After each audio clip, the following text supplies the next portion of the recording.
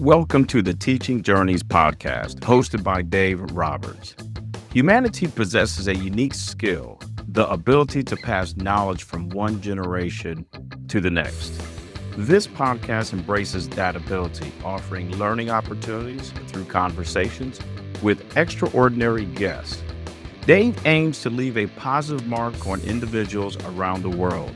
So before you dive into today's episode, please share this podcast with your network, including friends, family, and colleagues. And please consider leaving a rating or review. Your support makes all the difference.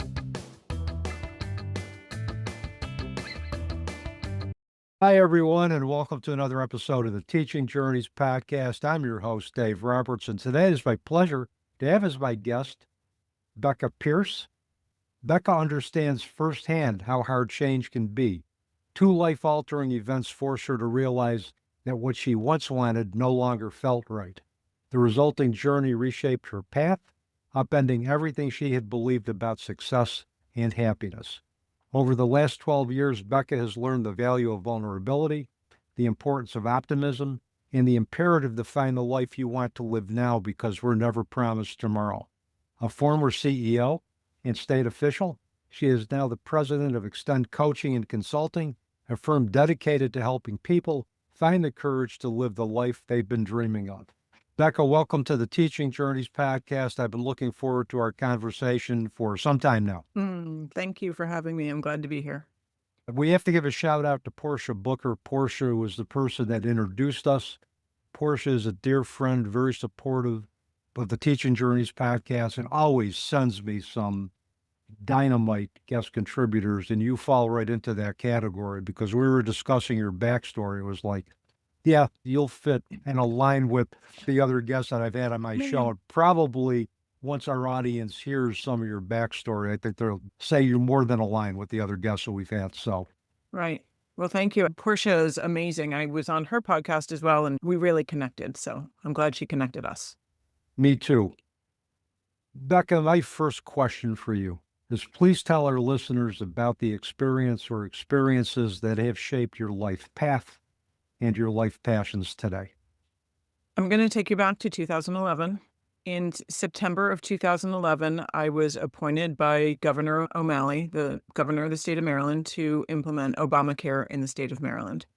I was the first state-based exchange executive director / CEO to be identified across the country.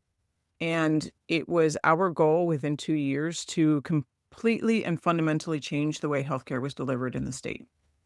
When I was hired, there was no legislation to actually make this happen. I had no office, I had no staff, I had no anything. And I did it anyway. It was so important to me, and I could not have believed more in what we were doing, which was offering health insurance to people who had been unable to get it in the past. So I spent 2 years working as hard as I possibly could, trying to make this happen. And when the system didn't technically turn on the way it was supposed to on October 1st, I lost my job above the fold with a picture on the news at 5, 6, and 11. Meanwhile, we had enrolled 300,000 previously uninsured people. I had built that agency up to 100 people. We had there were many successes, but because the IT system didn't actually work, it was seen as a failure. And so when I lost my job, I didn't realize that over those 2 years, that job had become my identity. And so when I lost that job, it was so much more than just, oh, you lost your job. It was heart-wrenching. It was debilitating. It was public failure and public humiliation. I mean, I was ashamed of who I was. Fortunately, I was able to land on my feet. I had 3 lucrative job offers right after I lost my job, which to me, for people listening, I think is really important to understand that in that space where you lose your identity, listen to what other people say. Don't listen to what your brain's telling you, right? Other people saw that I was still capable. Other people saw that I was the fall guy. And so it was through them that I began to recognize, okay, I can still do this. I do have something to offer the world. And so I was able to land on my feet because I listened to them. Fast forward then 14 months later, I couldn't hear out of my left ear. And to make a very long story short, I went in for a hearing exam and walked out of there finding out that I had a brain tumor the size of a ping pong ball, and I needed surgery imminently. It was 5 weeks from the time I was diagnosed to the time I was on that table. I was on the table for 12 hours, and when I came off that table, it was as if I had a stroke while I was on the table. My entire left side was weak. My left side of my face was paralyzed for a year. I'm mostly blind in my left eye. I'm deaf in my left ear. So I had to learn to walk again. That recovery, like the good news is it's benign and operable, right? Like that's amazing, right? And when people talk about brain tumors, a benign and operable brain tumor is almost the best one that you can have. And it's still a really big deal, right? Like having to learn vulnerability in a whole new way. I mean, my 7-year-old daughter caught me falling down the stairs, right? My 7-year-old daughter had to walk me to the bathroom. Talk about vulnerability from somebody who spent her entire life believing I was invulnerable, right? I was this CEO on a path, go, go, go, go, go. Nothing can keep me down. And all of a sudden, I'm in this place where I can't function on my own. And so that's where, when we talk about the importance of vulnerability, that's what began to change my life. Yeah, we're going to talk about that because that's a key component of one of the phases of change that we're going to get Mhm. to in your book. But, I was listening to the fact that you were tasked with really, it's almost an impossible task to begin with making sure the Affordable Care Act Mhm. was accessible to everybody in Maryland. You had nothing to work with. And it would be easy for individuals to kind of put a label and say, well, you're a workaholic. And I look at it beyond that. I mean, you were tasked with something that was greater than yourself. You were Yeah. tasked with coming up with a system that was going to help all of humanity get the Mhm. health care that they afforded. So I can imagine if that were me, I would see that as being a very important task. And that would have consumed all of my identity because it wasn't just about, it was about everybody. It was about everybody in the state of Maryland getting access to affordable health care. And I hate to look at the term scapegoat, but if it's an IT failure, that's a system issue. It isn't. Yes. And if what I know about systems is if you look at, functional organizations, they don't look at employees and say it's the employee's fault. They take a look and say, what can we do to improve the system? So if it's an IT failure, that's something you had no control over. So that just maybe tells me something else that went on behind the scenes that Right. got you out of there. So, but yeah, and yeah, then I imagine when you found out that you had a brain tumor, were you told immediately it was benign, or did your first thought go to cancer? Oh, it absolutely went to cancer. I mean, I got the brain scan, I got the MRI, and the radiologist handed me the CD because at the time it was my job to then take it to my doctor. And I put it in my computer. Here I am. It's 11 o'clock on a Tuesday morning, and I'm looking at this brain scan, and I see this ping pong sized ball in the middle of my brain. I mean, I've never looked at a brain scan before, but any idiot can look at this and say, oh my God, there's something wrong, right? And of course, I had no idea what it was, so I just assumed it was cancerous until I finally took it to Doctor Google at some point and recognized, "Okay, I think I'm okay. I think," but that was days, walking around for days thinking that it was cancerous, that I was gonna die imminently. Yeah, and I mean, when you hear tumor, I know if I heard tumor, I would be thinking of one thing: I'm either going to live or I'm going to die, Yep, and particularly in the brain. yep. Um, so you want to talk about going from the highest of highs to just about, learning the whole concept of vulnerability and also, maybe the gift in terms of being able to be dependent on somebody and know that they were going to take care of your needs. So, Yeah. Yeah, it's interesting because, uh I lost my identity the first time. And then I had sort of regained it going back to this place where, "Oh, I'm gonna be CEO again, I'm gonna push," right? I got right back on that exact yeah, same train I had been on. And it wasn't until the second wallop that I thought to myself, maybe I didn't listen the first time. yeah. Maybe this isn't what my life is supposed to be." Yeah, because I recall because you went into another high profile job and you were on the same treadmill that you were Yep, with the other job. And I think, as I recall from the book, you just came to the realization that I can't let history repeat itself. And I'm yeah, paraphrasing that. And yeah. then You decided to take a different path and obviously find a balance between spending more time with your family and doing what you love doing. Yeah. So it's amazing just how the simplest things in terms of just finding balance. And sometimes we overcomplicate things, but it's just how do we balance our home life with our work life so we can lead a fulfilled life? Yeah. And I think what that comes down to in my mind is this definition of success. And what is your definition of success and whose definition is it really? Because if you've never taken the time to write down your own definition of success, which most people haven't. I didn't even do it until I'm in this coaching space and I'm like, wait, what's my definition? Because it was challenging me too. Until you actually look at it, there's this fundamental belief, I think, in America that bigger, better, faster, more, you're supposed to be pushing yourself at all times, right? There's this idea that standing still is a problem and that focusing on the moment and being with your family isn't good enough. Yeah. And so until you spend that time for yourself to understand what actually matters in life, you can't Yeah. define it for yourself. Success typically in Western societies are measured by material accumulations, Mhm. status, promotion. But Right. then when a life-altering event happens, it demands that we take a look at our definition of success that in many cases has been externally defined for us Yep. and say what really matters in life. Yeah.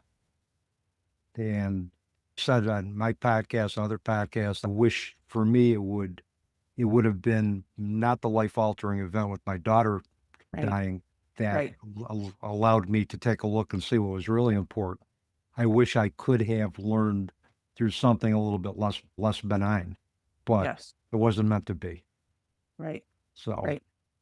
your book, and I have it in front of me in case you don't, I'm going to flash it. Go. Thank you. You're welcome. You don't have to achieve to be loved. Tell us about what the book's about and what you want readers to take away from it, Becca.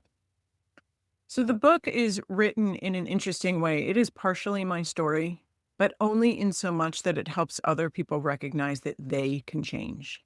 And that it stems from this idea that multiple people over the last couple of years have said to me, because I heard your story, I recognize that I could change. Because you could do it, I could do it. And so it's a little bit of my story, but again, only in so much that it helps other people change. And the way that it's laid out is what I realized is over the past 12 years, over the process that I went through, and also the process that any of my clients has gone through. And so my research over the last 10 years of coaching lays out 4 phases of change that everybody goes through. And just imagine any change in your life right now as I go through these, and you can apply it to any change, as simple as a New Year's resolution. So the first phase is you start in unfortunate awareness. This is the place where you think you wake up in the morning and you go, oh, I am not as happy as I thought I would be doing X, Y, and Z, right? And you're in unfortunate awareness because you can't unsee the fact that you're unhappy. And the reason that you're stuck in this phase is because you're still kind of everything that got you to where you are now is still in place. And so you're in unfortunate awareness. You can't get out of it until you look at all of those things that got you to where you are now. Your preconceived notions about who you are, those types of things before you can move on to that second phase. And the second phase is mourning the past. Once you get to the point where you've actually decided, okay, I'm ready to move on. I'm ready to make this change. Again, let's go back to as simple as possible, right? I've decided it's time for me to start going to the gym 3 days a week, right? You begin mourning that person you were, right? Oh, I kind of liked that person. I kind of liked going out for wine with my friends on Wednesday nights when now I'm going to the gym, right? So you go into this space and in a much bigger place of change. For me, it was, I kind of liked that CEO. I kind of liked who she was. And so you're mourning who you were, and you've got to look at certain things there in your life and say, okay, well, which of those pieces no longer fit me, right? It's okay. Your values can change, and it's okay to want something new. Until you come to terms with those, you can't move to the third phase. And the third phase is 1 foot in, 1 foot out. And this is where your social and emotional ties come in. This is where you ask yourself, what is my family going to say? Who are my friends going to be? Right? Because these are the things that truly keep us stuck where we are. It's the expectations of other people looking in, right? They have an expectation that you're going to be this person. And if you change this person of who you are, if you decide to go to the gym 3 days a week, what is your wine club going to say to you about you? right? Who are your friends going to be if it's not going to be your wine club anymore? So those really keep people stuck. And for a long time, it's this back and forth. I want to change, but what am I going to do? Then there's a decision point where for many people, it's very specific to financial needs, like when they're making very significant changes. But at some point you decide, okay, I'm all in. I've decided I'm going to find my new people. I know that I want to make this change. And it's not until you really make that final decision to step off the dock and into the boat, you've been having one foot in, one foot out, that you get to the point where you truly clearly me is that last phase where you're shouting from the rooftops, I'm this new person and I'm unapologetic about it. I like that. I like that it's a gradual process. And as I was listening to you to describe the phases of change, it's a very specific process, a very clear process in terms of deconstructing ourselves and Yes. just getting rid of those parts of us that no longer serve us in our new world that we're living in. And you're right, there's a certain amount of grief that goes along with that. But I also suspect that the parts of you as a CEO that are applicable now have probably really helped you and been a boost to you in your coaching business, coupled with your own personal experiences. I went through that process myself. I used to go, geez, I like that part of me, but this part of me is no longer going to serve me moving forward after my daughter's death. How do I measure abundance differently? Do I measure it through the amount of money I have in my checking account, or do I measure it in terms of the richness in relationships and other activities that I may not have even thought about embracing as a result of my challenges that I experienced? But it's a process, and I think it's not a linear process. I think there's got to be a lot of ups and downs with it too. Yes, for sure. Yeah. I like the phase one unfortunate awareness, and let me tell you why I like that so much. I worked it seems like a prior lifetime ago as an addictions counselor and a clinical supervisor in a state-run inpatient facility in upstate New York. And one of the things that individuals with substance use disorders were masters at were defense mechanisms. And they would use denial, rationalization, almost as probably naturally, Becca, as us taking a breath. They would use it seamlessly, unaware of either the actual behavior or the impact that it had on others. So one of the exercises that I used to do with clients in a group setting was give them some education on defense mechanisms and ask them to identify, based on those definitions, which ones they thought they used. And you could see in certain individuals the anxiety that brought up. And it was kind of like akin to unfortunate awareness, because they would look at me and say, I never realized I did this. And I said, well, you weren't supposed to, because defense mechanisms are done unconsciously to protect ourselves from the reality of our situation and to shield us from those individuals who think we have a problem with our use. But once you become aware of it, a certain amount of anxiety is going to surface. So it's normative. Let's just kind of work with that and see where it goes. So I really like that because it reminded me of, again, the work that I did with clients in that area of defense mechanisms. And I think it's interesting because when I see with my coaching, the defense mechanism is I shouldn't feel this way, right? Just should or shouldn'ting yourself out of it. I should be happy for what I have, even though I'm unhappy. And so that keeps them from changing. Yeah. Different type of defense mechanism, but your brain's still kind of defending you against, oh my gosh, I want to change. Yeah, and I think change is scary for a lot of individuals, even when they embrace it, because like you said, it involves giving up parts of themselves that no longer serve them. And there's an unknown with change. Individuals know how to negotiate chaos. They realize intellectually that it's not healthy, but it's comfortable. So then now when they're leaving that and going to something that's a little bit more predictable, it's what do I do now? What behaviors can I take with me that can help me deal with the predictability, which is why I also like honoring the past. Because I think it forces us to look at that. Yeah, for sure. And to learn from it. Well, I think that's, I mean, just being able to pull with you those learnings is the most important thing, I think. Yeah. The book is, to me, from what I knew from the pre-chat, is an extension of who you are. It's direct, It's to the point. There's no mincing words in between. It's a very, you through this book, we know exactly where you stand on everything. It is absolutely, I will tell you, I just finished recording the audiobook, and it was very clear to me that my editor has added more words. I am so direct that that book probably could have been 20 pages shorter if the editors hadn't rounded out my sentences and things like that. But I have heard from many people who know me that they feel like they're just sitting down and having a conversation with me. Yeah. And those to me are the best books, either audiobooks or paperback or hardcovers, where you're reading a book and you feel you know the person who's authored it. Right. Yeah. What you see is what you get in that book. Yeah, I can deal with that. At least I know you're going to be consistent. And I may not agree with everything you want to do, but I'm going to respect it because I know that's who you are, and you're not going to be wishy-washy in the process about anything. Right. Right. So, going back to your phase one, unfortunate awareness, realization 3 struck me, and I wanted to talk to you more about this. Vulnerability is the key to lasting change. Why do you believe that vulnerability is crucial to lasting change?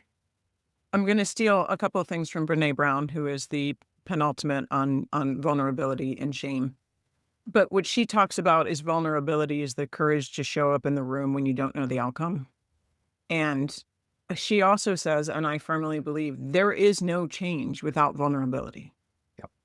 Just think about this. I use this as an example in the book, but just think about learning to dance.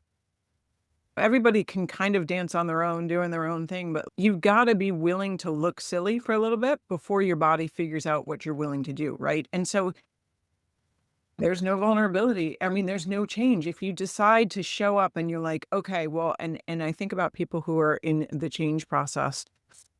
I am who I am. I've mastered who I have become, right? You've spent your entire life mastering who you are. And so it feels good to be in that space and to move on to be somebody different and accept this new space and learn to be somebody even slightly different, right? Let's go back to going to the gym with your New Year's resolution. You've got to show up and not know how to use a machine. When you're making a major change in your life, you've got to begin doing something that you haven't done before. And that's scary and it's vulnerable.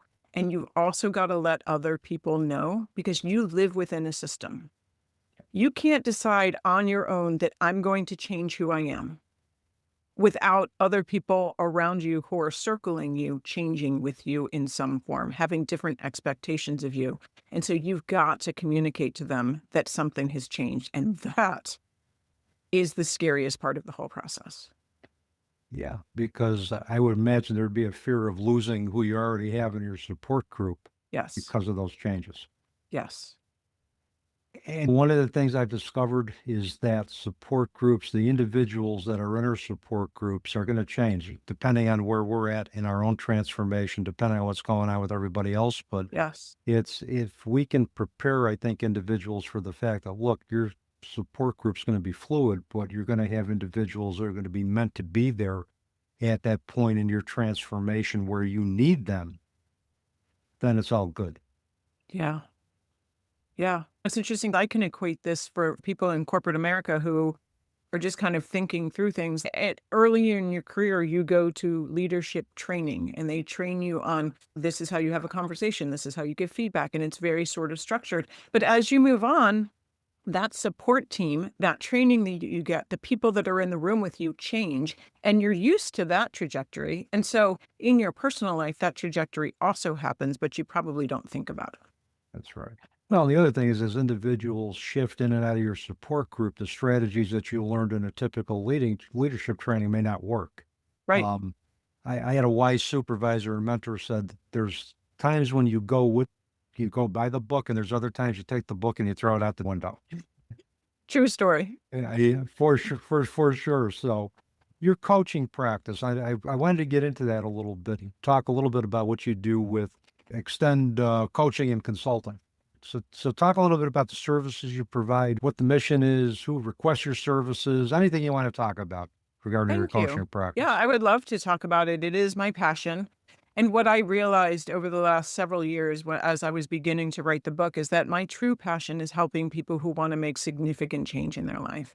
And so when I work with individuals who are looking to change, I have clients who have moved out of the country. I have clients who have sold their business and that wasn't making them happy, 5 years in. They just realized they had done something completely wrong. So this is for somebody who is in that unfortunate awareness phase where they're understanding, oh, something's not quite right. And what often happens is people say, I know something's not right, but I'm not sure what it is. And so what I do is I help people recognize what it is that's wrong and then help them define where to go. And I'm not the coach who's going to be like, oh, yeah, you can do anything and walk away. I'm the coach who's going to help you imagine that future that you want. But then here's where that CEO piece comes back in. I'm going to sit down and I'm going to say, okay, how are we going to make that happen? What's the strategic plan? What steps do you need to take? How are you going to get from point A to point B? And so it's that combination of the two that I bring to the table for people. And the other piece of the business is actually I coach business owners. And over my career, I've coached over 80 business owners. And if a business owner stays with me for over 3 years, they have an average of 260% return on their business. So this is me combining those two pieces. The former CEO, let's talk about your bottom line, with the now emotional side, what's keeping you from make a hard decision, combined together to help people grow their business. I like it. It's that combination of heart-centered and emotion-centered with practical business sense. And I've talked to other business leaders, and I know you probably are very well aware of this in terms of where the focus now in businesses is heart-centered leadership, where emphasizing the humanitarian approach so that you can mitigate staff turnover, you Yes. can increase morale, and in the process, increase the bottom line. Yeah, for sure. So, and it sounds like you incorporate the two quite nicely in your practice. So, and I like the fact that you said, here's what I took from my practice or my job as a CEO, my position as a CEO. Here's the strengths that I can bring into the situation. You model honoring the past for your clients. Right. Yes, for sure. Right. There are certain pieces that I've kept and certain pieces that I've let go. Yeah. And I think that's kind of one of the healthier ways that you can learn to kind of transform and just roll with the changes.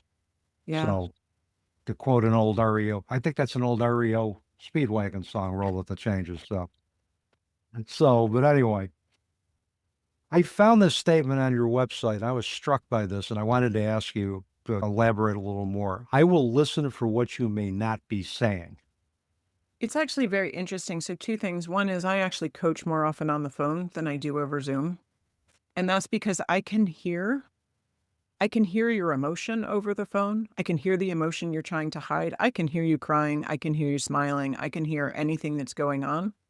And what my personal superpower is having somebody say all of these things to me and me be able to pinpoint all of the things the three things. They spend an hour talking to me and I can say, okay, here are the three things you need to focus on. And then I can say, and by the way, here are the things that you spoke around, because I am so direct that I don't leave it out there.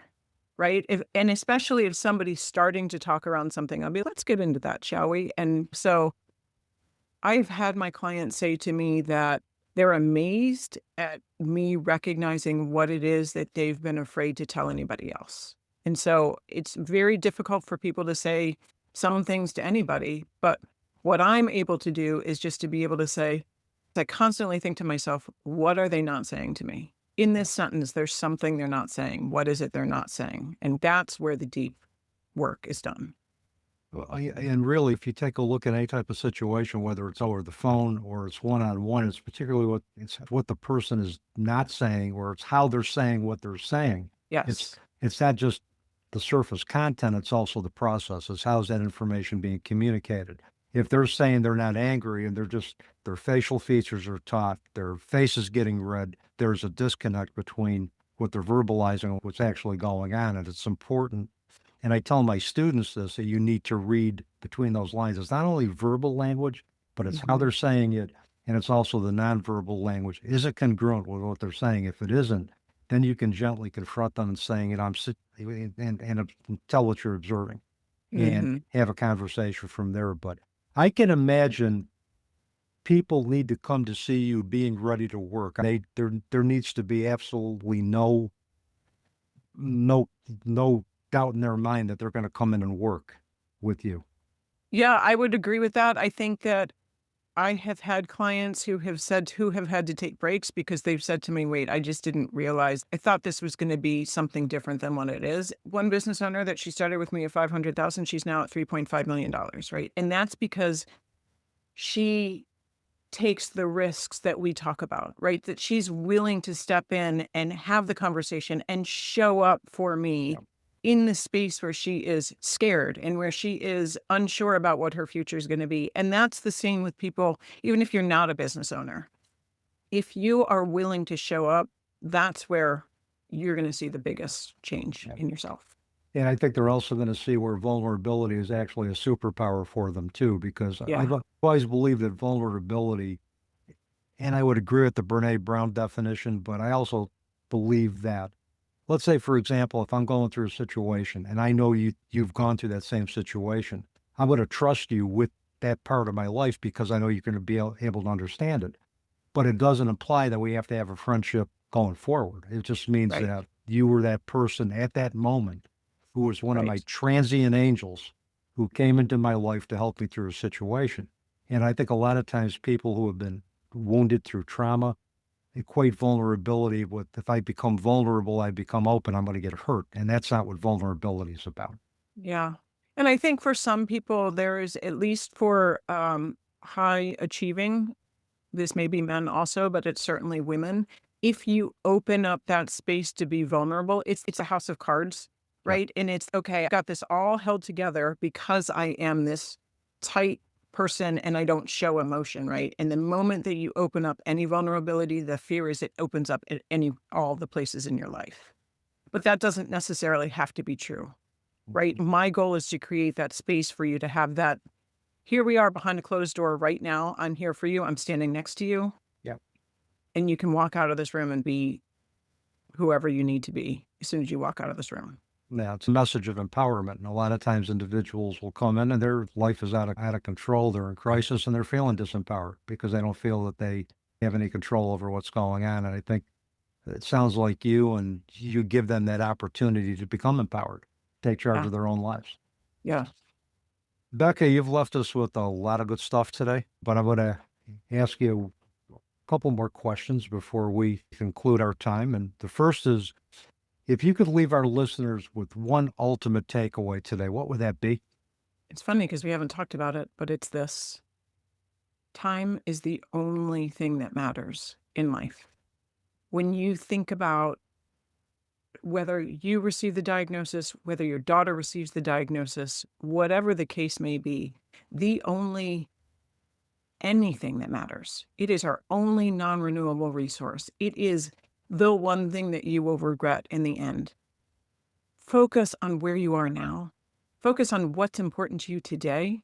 And I'm not the coach who's going to be like, oh, yes, go for a walk and feel your feet in the grass. That's all fine and good, but there is some balance in there between who you are, kind of worrying about your future and success and focused, and understanding that you may not have tomorrow. Yeah, and that's something that I think this might have been, Buddha might have said this, we think we have time until there is none. Yeah. And that's right, because I think we learned that every day is not guaranteed to us, that every day we wake up, we should be grateful for having that ability to wake up. The privilege of getting a day older, because many in this society, and including my daughter, didn't have that privilege to grow older. And I'm always very mindful of that. As I get older, I'm grateful for every day the good Lord lets me stand up and take nourishment. Yep. Sometimes I think that tends to get forgotten. I think particularly when we're younger and when we're so focused on career, we're so focused on making a future for ourselves, for our family, that we forget that other categories of our lives need to be honored. And sometimes it takes a tragedy or a life-altering event that happened with you, that happened with me, to kind of recognize that. And I really hope for the audience that they don't have to go through what you and I went through to realize that time is precious. That's exactly when I think about why I do what I do. I I want to help other people recognize that there is life beyond title, beyond all of the beyond the money, all of those things. And I want you to be able to recognize that you can change your life and you can be happy and you can focus on today and you can still have the security that you think that you need today doing what you're doing. And I don't want people to have to go through what I did to get there. So I help other people get there without the 10 years of heartache. Yeah, I think there's something about, I think true wisdom is learning from everybody else's journeys. And I'm paraphrasing that. We can learn from our own mistakes, but I think true wisdom comes from learning through everybody else's journeys, through everybody else's, and the openness with whatever missteps they've made. That's where I think the true wisdom comes in. Beck, I'm going to give you an opportunity to promote yourself a little bit. If people want to find out more about your services, contract for your services, purchase your book, what's the best way for them to do that? So the best way to find out more information about me is to go to morebeccapearce.com. And Pearce is Pearce. I'm not going to pierce you through the heart. It's more Becca Pearce, the other spelling. And what you'll find there is I actually speak across the country. So if you have organizations reach out to me when they are focusing on their women, whether it's an outdoors women's group or internally in a large organization, they help me promote women across the company. I do individual coaching with people, which is very kind of in-depth. We talked about, let's get you from point A to point B. I also run business groups for business owners who are looking to grow their business and business owners who are looking to exit their business. This is the combination right now. That exit planning piece is that growth piece that's so important, but it's that huge transition. Who am I going to be in retirement? That is really valuable for people. And so you can find all of that information at morebeccapearce.com. And I will make sure all of your contact information gets in the episode notes when our podcast goes live. So with that, Becca, thank you so much for just a wonderful conversation today. I truly enjoyed our time together, and I hope we can have a follow-up conversation in the future. I'd love to. Thank you for having me. You're welcome. And with that, that's a wrap on another episode of the Teaching Journeys podcast. I'm your host, Dave Roberts, wishing you peace.